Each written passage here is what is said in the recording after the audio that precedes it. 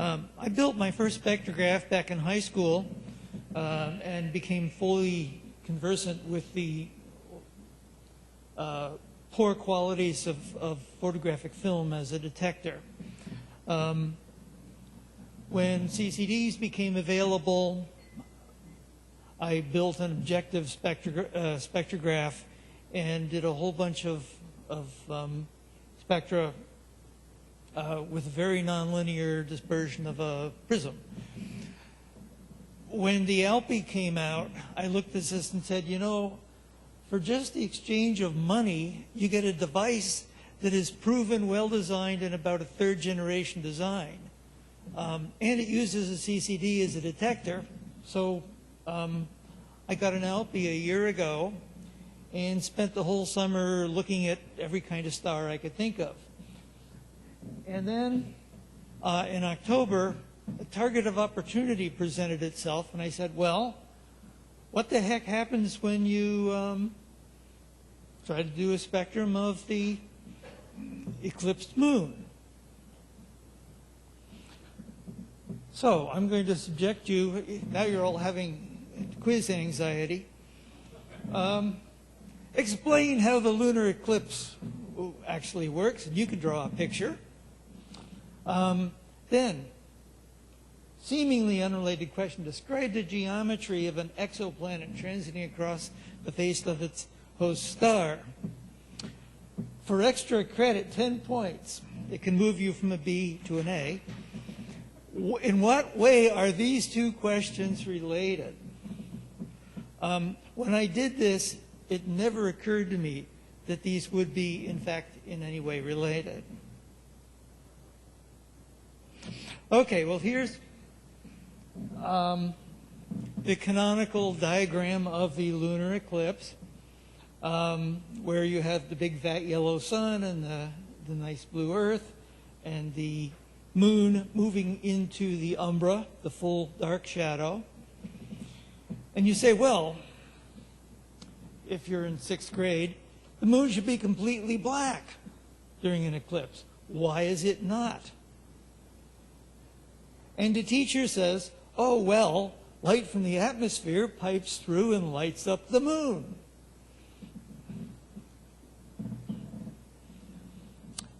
During which things happen to that light. As we know, when the sun goes down, it looks kind of reddish. Well, if you think about the light that goes a meter over your head, if it doesn't hit a mountain on the way out, it keeps right on going. And it's eventually, at least some of it's going to end up on the surface of the moon.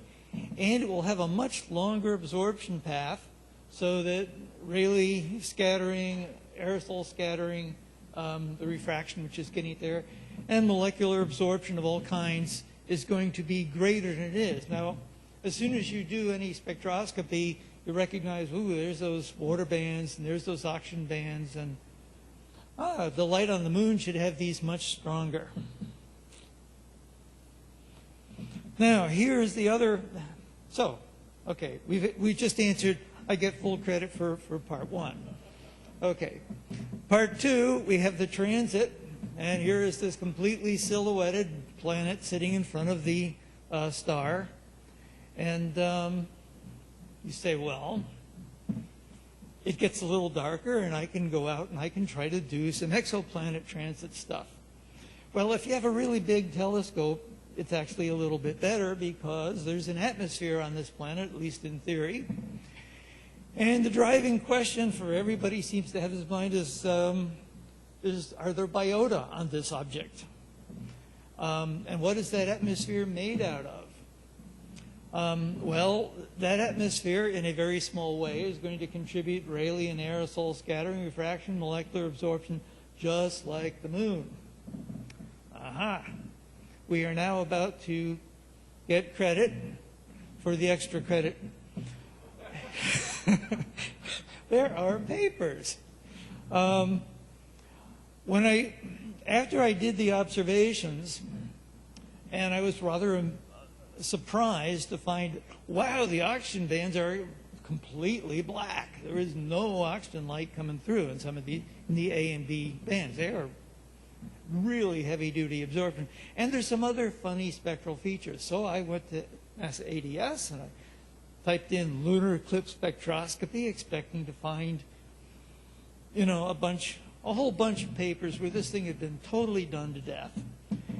And there were some papers back in 1914, and there were some papers in the 1920s. They basically said, it's really red, and there's some absorption lines, and blah, blah, blah. And then there was a whole cluster of papers in the last decade. I said, well, what's going on? Well, the secret, seeing Earth as an exoplanet using lunar eclipses, is the subtitle of this paper. So a bunch of professional astronomers pointed their telescopes, 2.5 meter and 4 meter telescopes, at the moon during an eclipse and made spectra.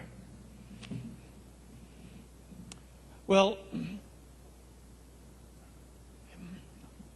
I used a much smaller telescope. I used a 65 millimeter refractor.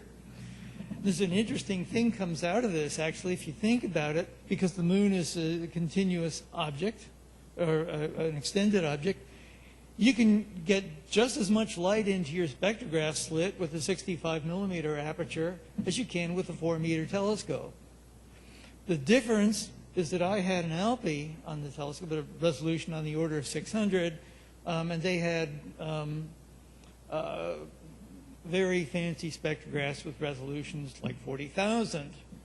On the other hand, the exposure times we had to use were roughly equivalent. They were using 15-minute exposure and looking at one point.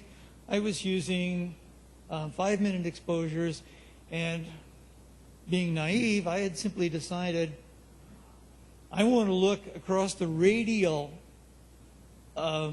extent of the umbra. So I'm going to go from that white edge, which is still out in the sunlight, to the deepest part, and I want to see how much the spectrum changes, because obviously the light paths are going to be somewhat different.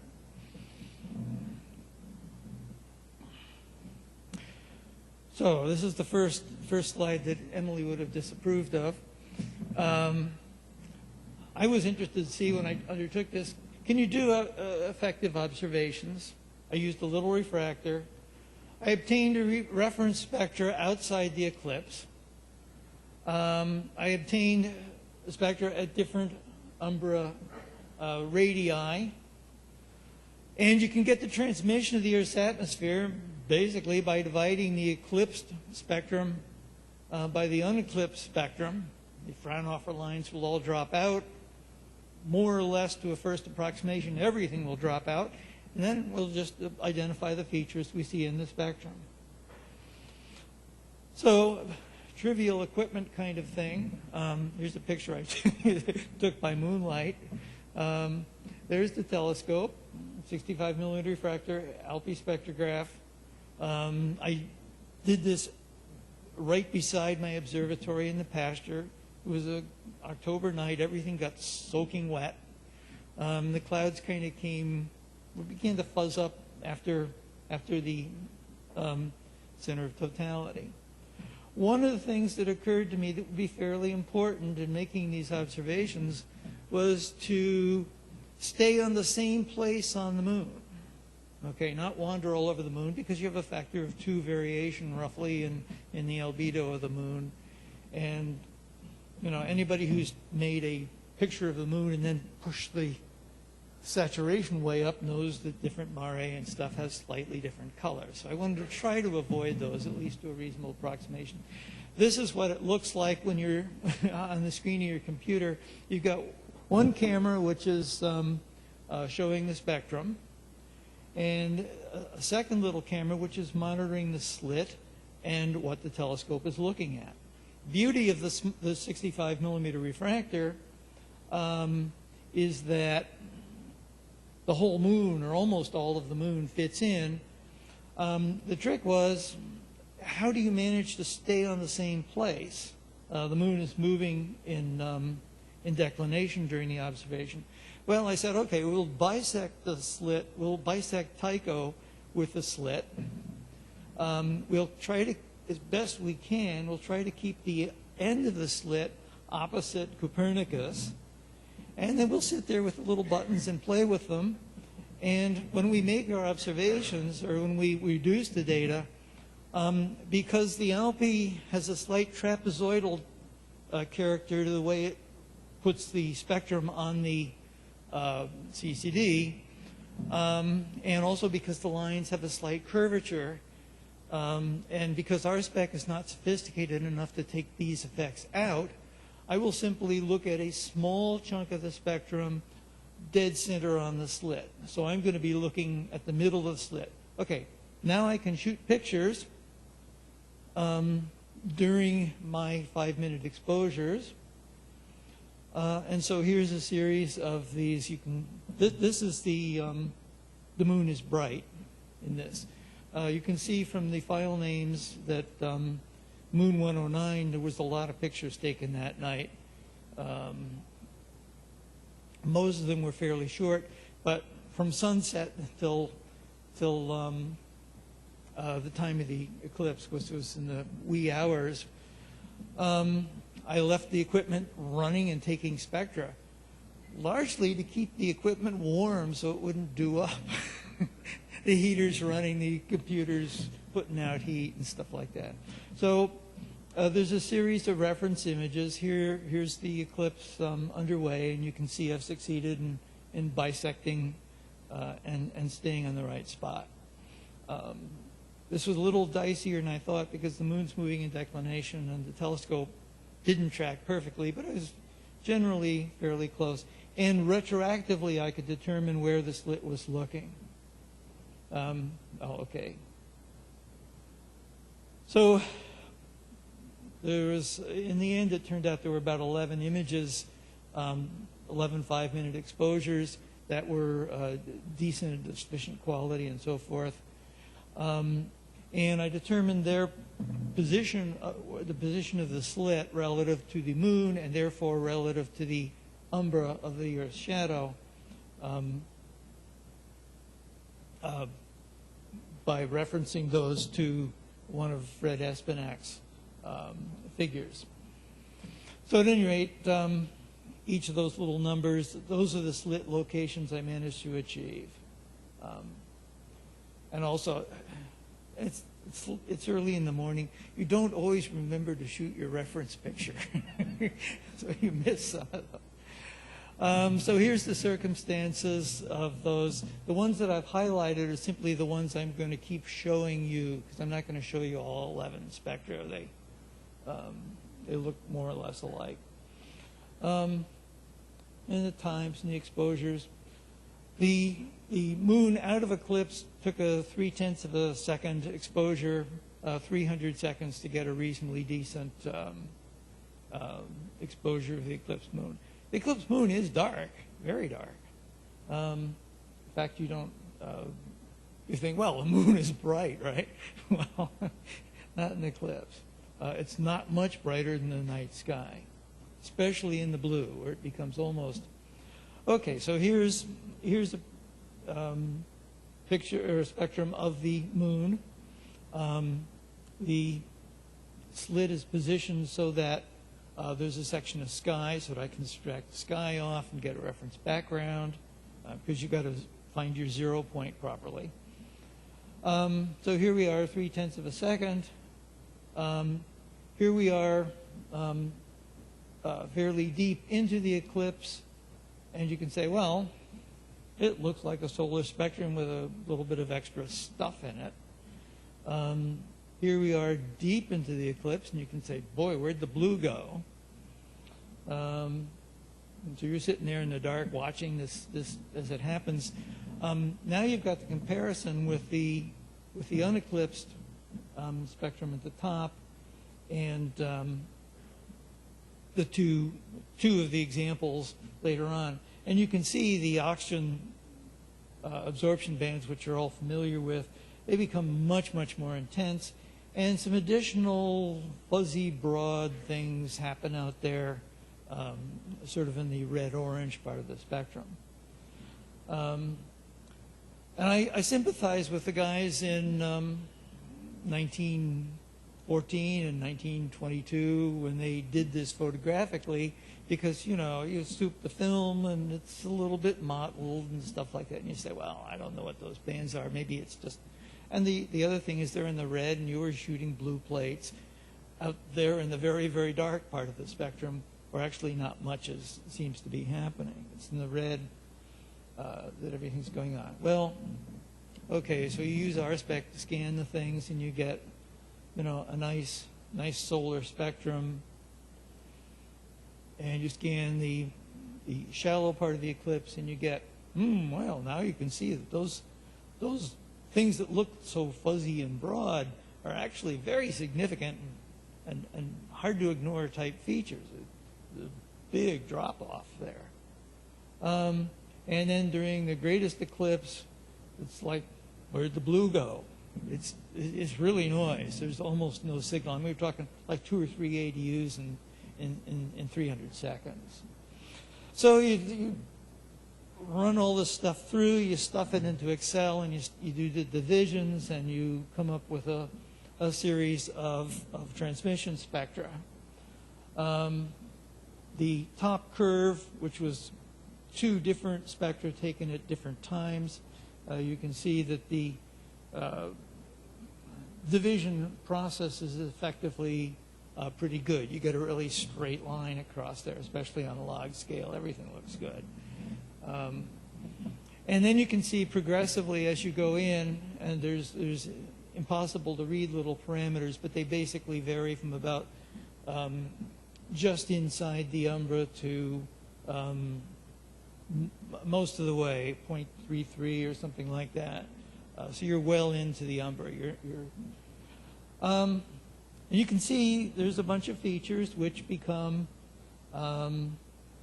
progressively stronger. You can see the oxygen lines out there. Anybody who does spectroscopy knows those 2 big, deep lines. And you go, okay, now I have spectra. I didn't even expect it was going to work this well. Now we've got to go out and read the professional literature and see what these guys who thought they were going to look at an exoplanet when they looked at the moon. Gee, just imagine writing a thing. I want to look at the lunar eclipse in a 4-meter telescope and take a spectrum with a resolution of 65,000. You know. And you have to write this proposal out of your notes. Well, these guys spent 2 years analyzing their data, and all the science in this is embedded in doing a model for what happens in the atmosphere. Well, there's codes and stuff for doing this. And this guy Yan did a marvelous job. And here is the result of his atmospheric model. High resolution spectrum of the Earth's atmosphere. This is paper, everybody can access it. And you can see, okay, there's aerosol scattering and Rayleigh scattering, those smooth curves. So like a lambda to the 4th and a lambda squared. Things as you go into the blue, the light drops off. Okay, then there's this great big thing that comes down and goes blump, blump. That's your ozone. And you can see it reaches its lowest in the yellow and orange part of the spectrum, around 600 nanometers. And then you go like, O2, what's that? This is when you realize that oxygen forms dimers on its own. 2 oxygen atoms come together briefly, have an affair, and split apart again. And these things absorb light. The little O2 curve kind of bumps along the top in a kind of a middle gray color. One of them corresponds to the ozone, and unless you're doing a model, you really can't pull that lump out. But there's another one that is centered on one of the weaker oxygen lines at about 625 nanometers, and you go like, oh, I'll see that in my spectra, and indeed you do. You can see the one where it's bracketed, the O2, and the oxygen line in the middle of that. Now the O2O2, because it's broad, basically it's oxygen spectrum, and then these two interfere with one another and broaden the absorptions. And then there's this rather, I wouldn't even claim it as a real detection, but there's definitely lumpiness in the spectrum out there. In retrospect, I wish I'd gotten much higher signal-noise ratio at the relatively shallow parts of the eclipse.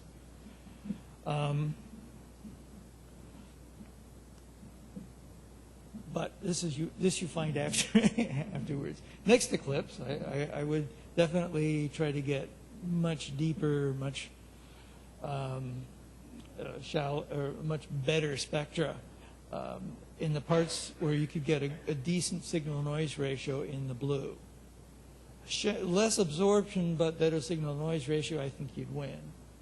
Now you'll notice when you look at that ozone dip, that huge, strong absorption, sits there, and something rather interesting happens. When you look at eclipse photographs, just inside the eclipsed edge, you think, well, Rayleigh and all these things make the light redder and yellower. But when you look at photographs, the light is just inside. That inner ring is white. It's not yellow. It's not orange. What's happening? This is kind of cool. That deep ozone band, and that will be happening, by the way, as the light is going through the upper part of the Earth's atmosphere. And it doesn't get a whole lot proportionately stronger as you go deeper. That's going to take out the red part of the spectrum that will allow you to have basically a flat spectrum across the visible. And so just inside the eclipse, you're going to have a whitish band, as opposed to being yellow if there was no ozone. So if we keep on using our hairspray and stuff like that, destroy the ozone layer, eclipses will become yellower.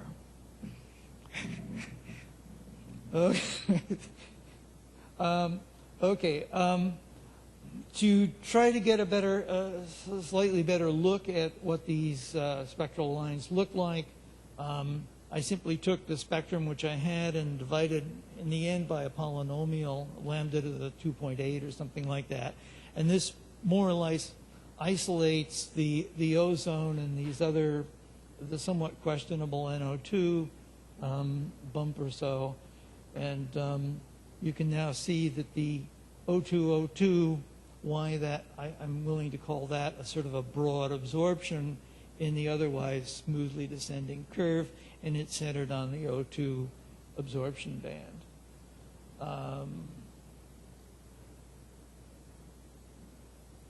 So we can summarize, definitely see Rayleigh scattering and aerosol scattering, which we can't separate out or discriminate. We just see this big reddening of the spectrum. Oxygen, the Fraunhofer A and B are almost totally absorbed. Water, there's plenty of water there.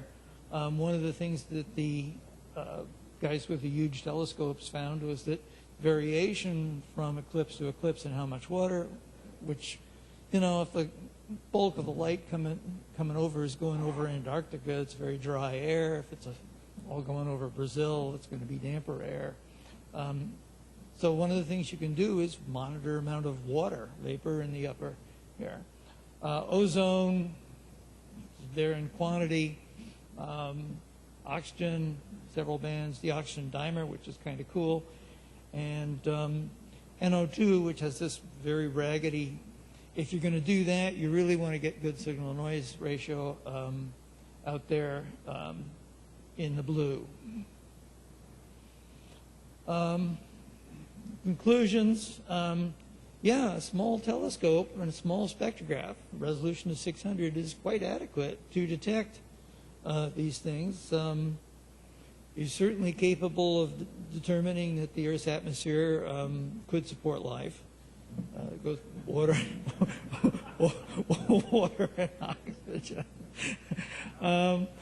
The spectrum is quite strongly dependent on the umbral radius, and at least one of the professional astronomers says, gee, it would have been nice to get spectra at different positions. They simply sat on one crater and watched that the whole eclipse, which, you know, maybe, I don't know, if I was them, I wouldn't have done it that way. The primary reddening is probably due to the aerosol and Rayleigh scattering. There's this cool thing where you have the white margin due to the ozone absorption, and with a very small telescope you can probably prove that there's at least a capability for life on Earth. And people with very large telescopes are interested in doing exactly the same thing that it turns out that we were able to do with a very small telescope. So it's kind of a cool target of opportunity kind of observation, and as they said, the real science lies in the modeling the atmospheres. If you go into the literature, you will discover that there are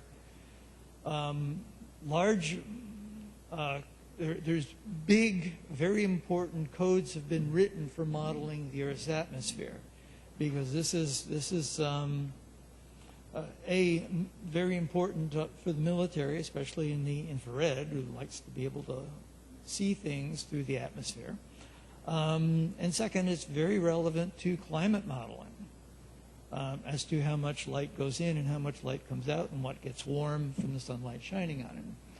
So with that, I'll ask if there's any questions. Yes, in the back?